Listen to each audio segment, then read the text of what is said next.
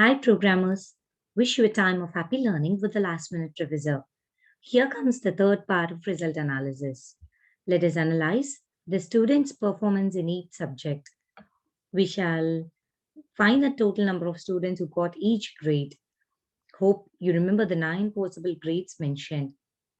Well, let us first call the read file function discussed in part 1 video. If you have not watched it, I recommend you to watch that first. I've given the link in the description.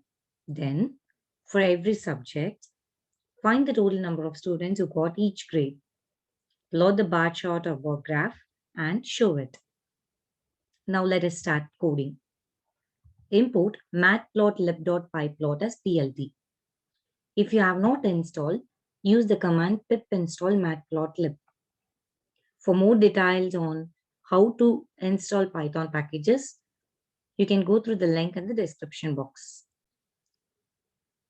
Let me define a separate function called subject-wise graph that takes the data frame and column number or subject as argument, J. I'm going to mention the grades in x-axis and the number of students who got each grade in y-axis in the bar chart.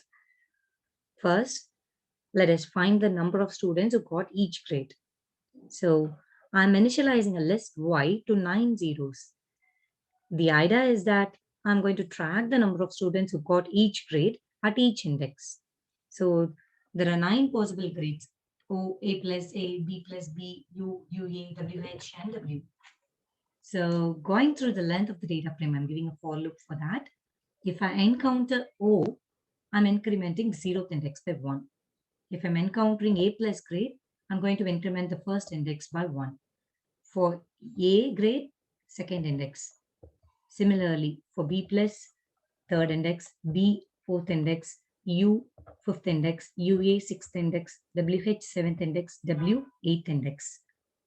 Now, we have found out the total number of students who have obtained each grade by the end of the for loop. Our x coordinates are just going to be 1 unit apart. I'm going to give it as 1, 2, 3, 4, 5, 6, 7, 8, and 9. The labels are the grades in the same order that we have processed. Now that we have x coordinates in the list x and y coordinates in list y, we shall draw the bar chart or bar graph using matplotlib. So since we have imported it as PLT, here I'm calling the function bar. So plt.bar of, I'm passing the x coordinates, that is the x list x comma y comma the label, I'm passing it as tick label. And the width of the bar, I need it as 0.8. And regarding the colors, I need the output bars in alternate colors, red, green, etc. So I'm sending that also. I'm going to set the x label as grade and y label as count. Let me make the title of the graph as subject code. So for that purpose, I'm giving subject is equal to subject code plus the data frame dot columns dot values of j. That would be giving me the subject code. And I'm setting it as the title of the graph. Let me show the graph using show function.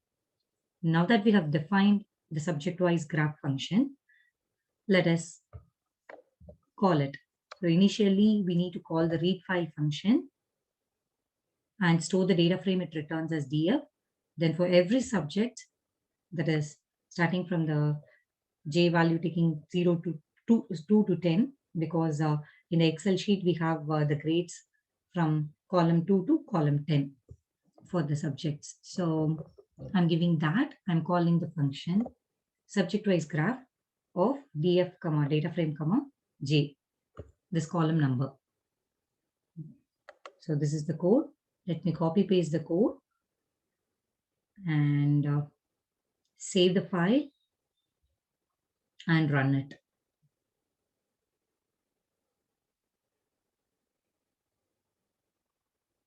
Give the Excel book name followed by the sheet name. Let us see how our output works. So you'll get the title of the graph as subject code, as you see here. Then the grades on the x-axis, O, A plus A, B plus B, U, UA, WHW, the grades are here, 1 unit apart. And here we have the count, the number of students have obtained each grades. The bars will be in red, green, alternate pattern.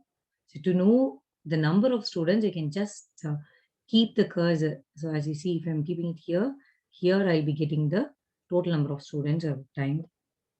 So to know the number of students, you can just move the cursor and at the bottom right of the window, you can see the Y coordinate updating. So as you close this window, you will get the window for the next subject popping up. You can save the graph by clicking on Save Graph option. That's it. To encourage and support this work, do like, share, and subscribe. Thank you for watching. Stay tuned for further updates.